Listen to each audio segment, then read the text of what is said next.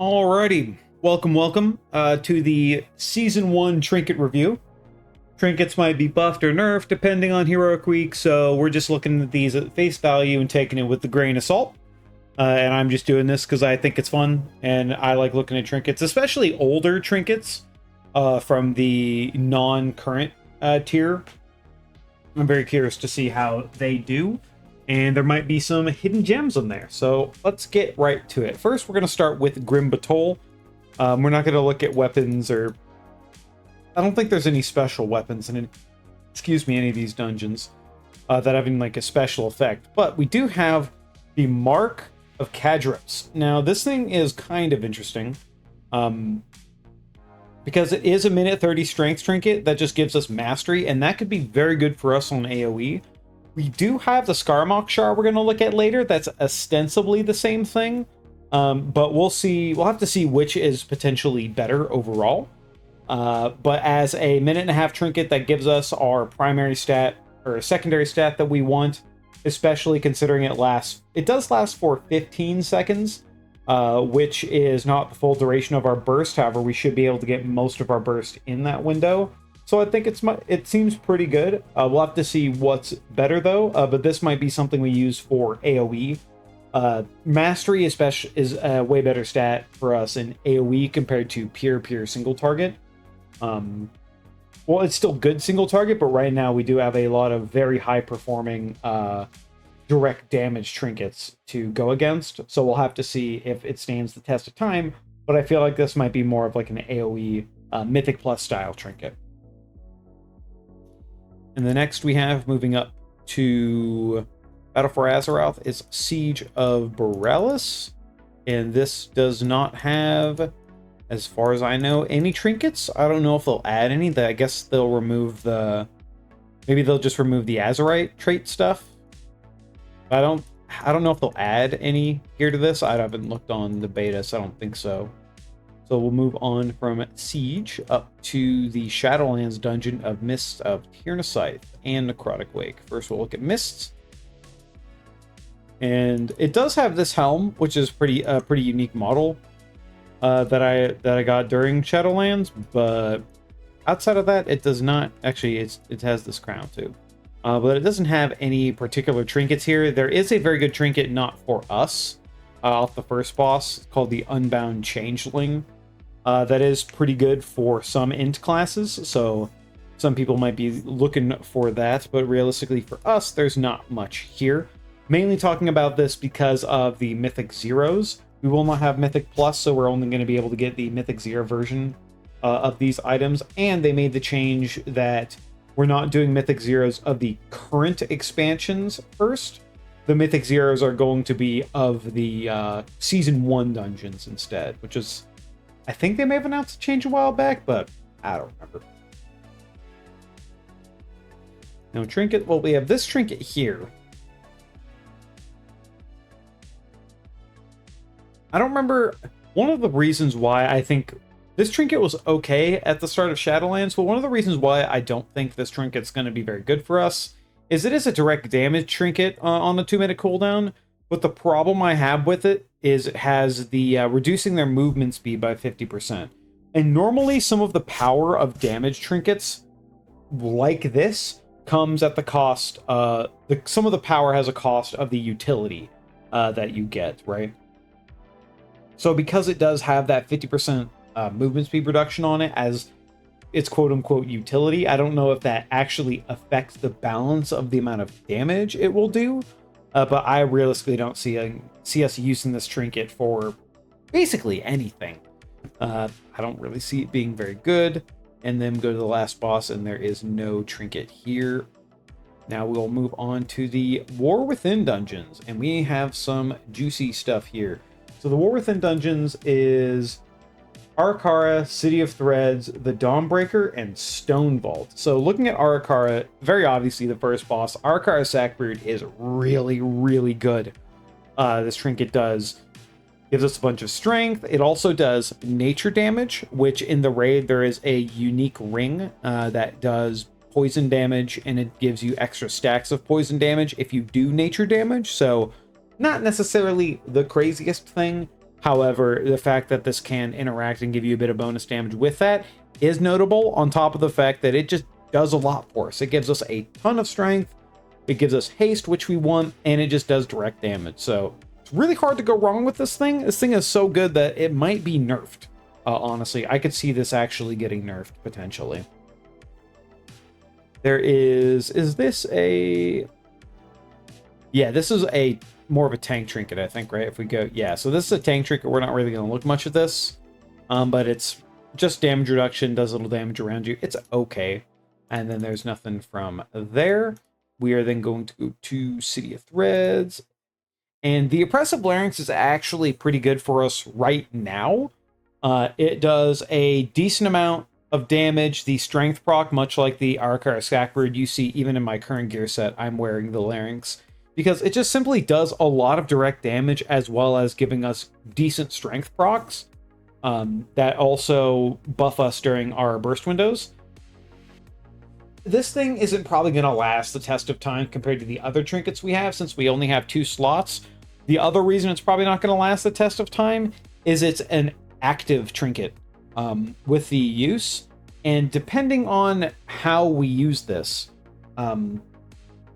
if you mess up, or running double on use is generally seen as a no-no for various reasons. But on top of that, if for some reason we don't use this trinket correctly, it means that our trinket, like let's say we have the mark that we saw earlier that has a 1.5-minute cooldown. When you use an active trinket, it puts the other trinket on a 30-second cooldown.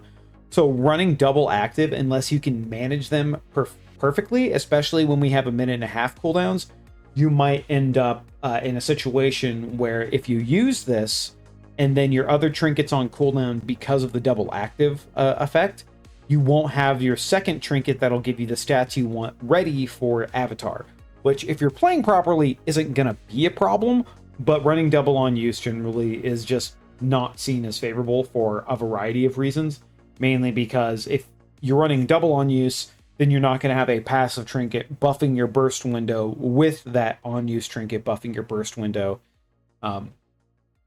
So it's decent right now, but as far as how good it is overall, it's probably not going to be on the top of the list. But it is an interesting trinket, does a lot of damage, and it's pretty good for single target, especially since the shadow damage it deals is split between enemies, so you can do a ton of damage directly to your target. Here, nothing here, nothing here. So the City of Threads, Dome Breaker. And we're going to be looking at raid trinkets after this. Let's see. I think it's just it's just this one. Your attacks have a chance to call the pack, exploding for shadow damage split between nearby enemies, increasing your haste. Your death breaks the pact, causing a violent explosion. That effect, the second part of that effect, isn't something we want, because obviously you don't want to die. It is a strength trinket. It does have that. It is passive, but realistically, it's very, very hard. The reason why we probably won't be using this is if we want a passive trinket, it's really hard to beat how good Arakara Scackbird is. So it's got some real stiff competition for that very reason. And there's nothing else here in the Dawnbreaker. And then we have the Stone Vault. And this is something that wasn't on my radar until recently. This is a tank trinket. The Skarmock Shard in here is quite good. Like you see, it increases our mastery by a significant amount, as well as... See, this is what... I'm not sure which one is better, because I'll have to see what the mastery value is of the mark when it's released, because not only does the Skarmock Shard have strength like the mark does from Grimmatol, it has the on use, which gives you a bunch of mastery for 15 seconds, but it also has a passive that gives you passive mastery anytime anything is killed near you, which is just really good. You just have general extra mastery just going through the dungeon, and extra mastery is just simply extra damage for us, right? So this thing is already pretty good. It might be on the top of our list for AoE for sure, just because not only does it give us benefit while it's active, it gives us benefit while it is not. But it is possible that the sheer mastery value, if the mark I keep saying the mark, but I'll just show it again. That if this trinket has way more mastery during its active than the Scaramouche Shard, then this still might be better than the Scaramouche Shard, simply because we want all that extra mastery and extra damage in our burst window, as compared to having the bonus effect of the passive extra mastery. So they both kind of do the same thing, but it's kind of up in the air which one's going to be better overall, especially when we're talking about an AoE or a dungeon situation. But for single target, they're both probably sitting towards the back of the bench. Now, going back to Stone Vault, there are more trinkets here.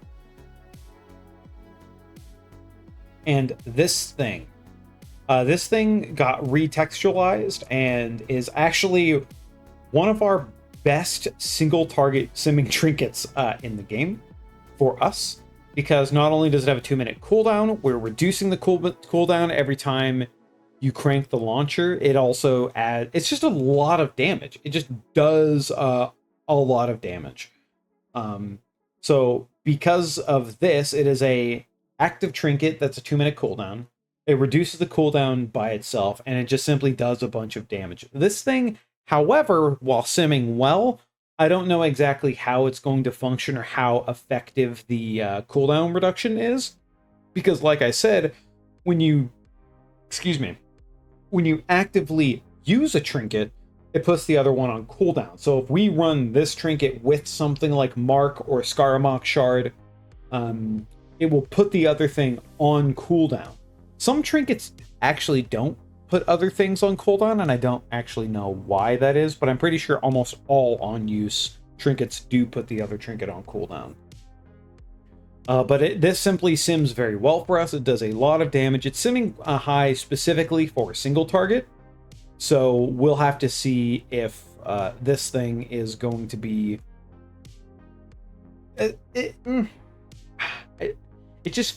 I keep going back to the fact that it might interfere with our burst window if we have a different active trinket. However, I think that if we're running something like the Girarang and Arkar Sackbird, which I think might be close to one of our highest simming combos for a single target, that consideration on the double on use just might not happen at all, and that might not matter at all.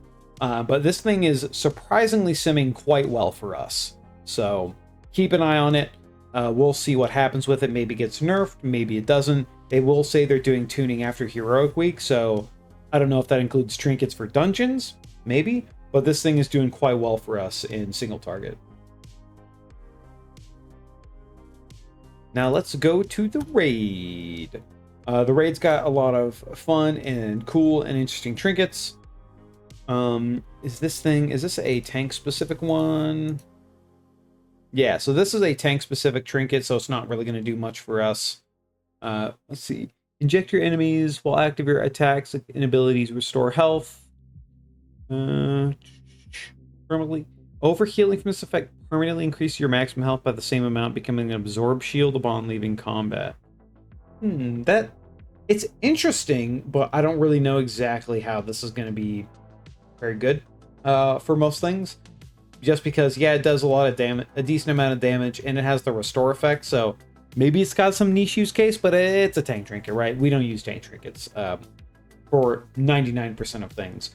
It is possible that this would have like a niche use in Mythic Plus, but if that tech shows up, I'll cover that later.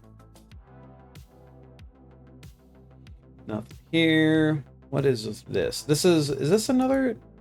It's not specifically a tank trinket. Equip a martial stance based on the last weapon drawn. Conjure swords.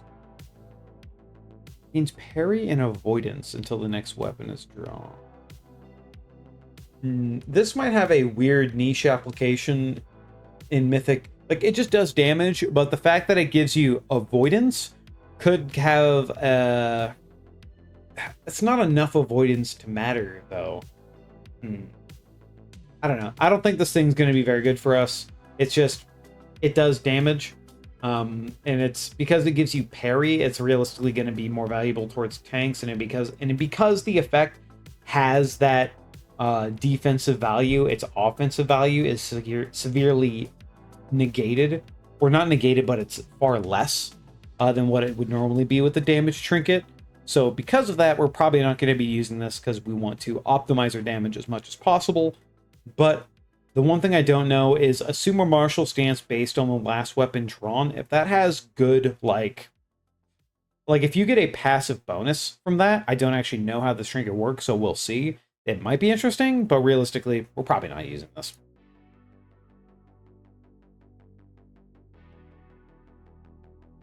Let's see. Sky Terror's Organ. It is not a tank trinket. Spray your target with volatile acid, so it's just a direct damage trinket, dealing nature damage every second for 20 seconds. Your abilities intensify the acid's damage by an additional for the remaining duration. Splash up to 5 nearby enemies for 900 damage per. That might have an interesting use case. It is also nature damage, which does work with the ring from the last boss as well, but I haven't seen anybody talk about this. It hasn't simmed super well, but it's probably not going to be very good for us. So that's just me guessing. Who knows? Maybe they want these raid trinkets to be good. They might buff them, but realistically, probably not using this thing. This one is the weird one. I remember this one. Carefully balance the egg's incubation. While stationary, gain strength up to 30 times. Diminish while moving. While moving, gain 149 of your highest secondary stat every 1 second up to 30 times. Diminishes while stationary. Suspend the egg's incubation state for 20 seconds. Additional stacks above 20 grant 60% reduced benefit.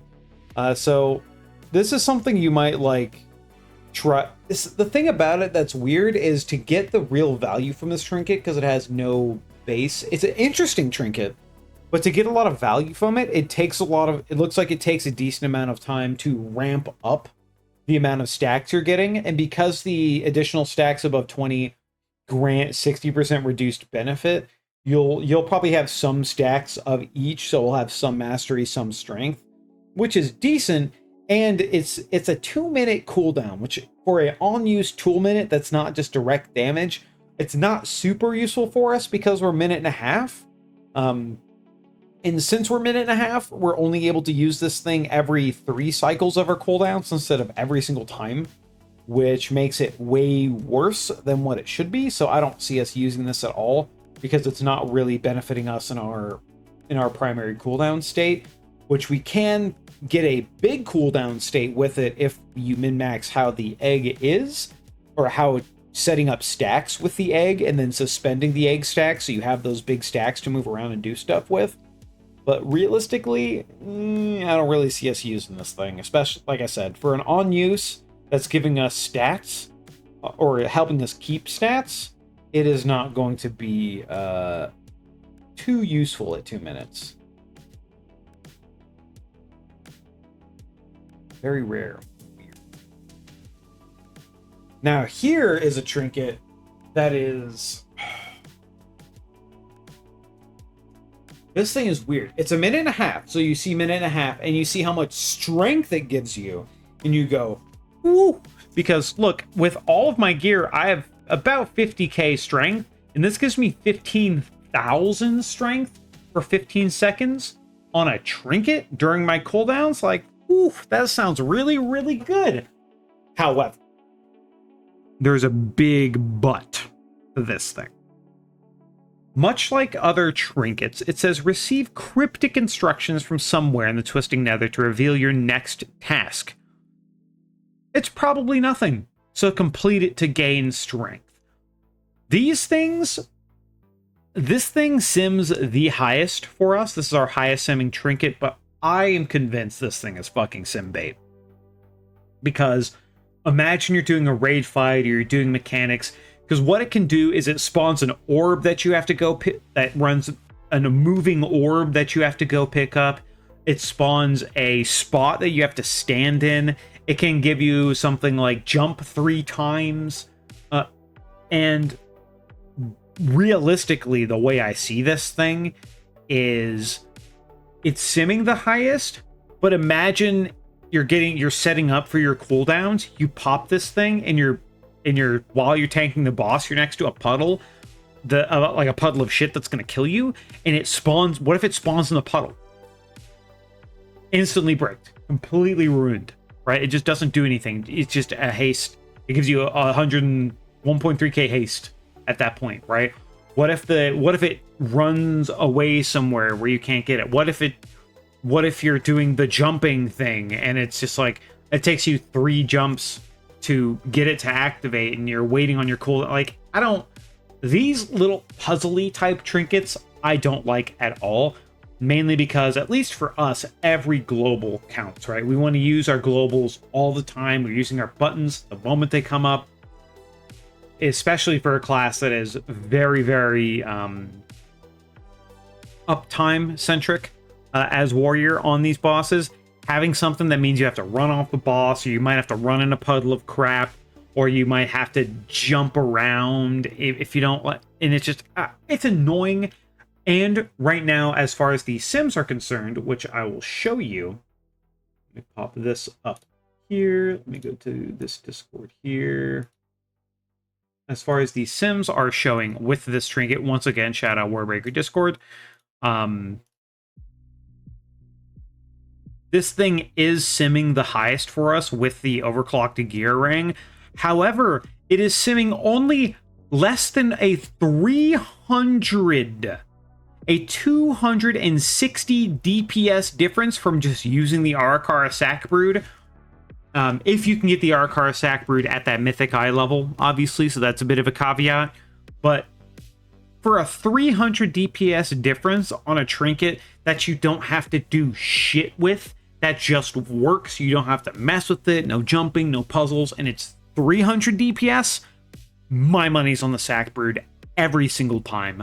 Because this thing, while potentially best in slot, the amount of DPS you might lose if it spawns in something, if you have to chase an orb down, you have to go out of the range of the boss, miss a global or 2. If you're jumping around, it's like, I don't like these stupid puzzly type trinkets. I simply do not like them at all. Especially considering the fact that something that is completely passive is so close to it. I don't consider it at all. I think it is very sim bait. It is the highest simming trinket for us. However, I would not waste your time with this trinket. If your raid leader asks, hey, if there's an item you want from the raid, what do you want? Don't go for this thing. Now, this is a tank trinket again, I believe. We don't care about tank trinkets because they have defensive value, and that means their offensive value is capped. But this thing is kind of interesting, the Mad Queen's Mandate. I think because it is crit and it does a lot of damage as an active, I think it's simming pretty well for arms, if I remember correctly. Here, actually, no, let me just bring back up that. Bring this back up. As you can see, oh, so looks like they updated Slayer arms a little bit, so it's a bit ahead.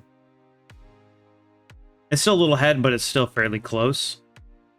But what, are they still using the mandate for this thing? Yeah, right now they're using the Treacherous Transmitter, Simbait, and they're using the Mad Queen's Mandate for arms. And I don't know, let's see, this is a Mechanome 5-minute sim. They used it 3 times, so they're not like cheesing it at all. I mean, look, this thing did in the sim 25 million damage for a single target trinket, and if you kill something with it, the cooldown's reduced, so it might be good. It's mainly simming good for arms. It's not simming that good for us, however, but it is decent, right? It is a very, very decent item, and if you don't have anything else, especially getting it at a high item level, it's still probably going to be pretty good. But the other thing hurting us for Fury is the fact that it has crit as its main stat. And it's not like haste, it doesn't give you strength, or it doesn't give you mastery. And crit being our worst stat to put points into, it's not really going to be on top of the totem pole for us. So realistically, the dungeon trinkets are looking pretty good. They're mainly the things that are simming very high for us. And this Treacherous Transmitter thing, I just feel like it's sim bait, man. It just screams sim bait to me. At least that's how I feel about it. But that is the season 1 trinkets. Went over, talked about them. The gear rang from Stone Vault is simming quite high for us, and it's pretty good. The Skarmorak shard, as well as when we actually get to do Mythic Zeros, the mark from Grim Batol. Something you actually might be able to do if the mark and Skarmorak shard are pretty close, especially early on, is if you're farming these Mythic Zeros in a dedicated group of people, let's say somebody gets the Skarmorak shard, then you can get the mark, right? Like if you're running all these Mythic Zeros together, and it's like, hey, these things are pretty similar. You can try and get, you got that one, let me grab this one. Yeah, right. I don't really see these Mythic Zeros trinkets being very, very valuable. One thing you are going to be able to do with them, however, is these carved crests, which this is the normal item level crest, are basically going to be useless, and you're going to be able to get a ton of them. So you're going to be able to send almost all of your gear to that like 606 item level. So getting these trinkets, putting them up to 606 using these carved crests is probably going to be a lot of value for you, and waiting to get gear from the raid mainly. But yeah, those are the trinkets we're looking at. I thought I said what was good. Surprisingly, the raid has less valuable trinkets than I expected. The transmitter is a weird one, but overall, that's how I feel about him, and we'll see how it plays out. It could go through Heroic Week, and they might buff some of these things, they might nerf some of these things. Who knows? We'll find out, but at least we get to raid. I'll see you, excuse me, I will see you in raid. Have a good one. Bye-bye.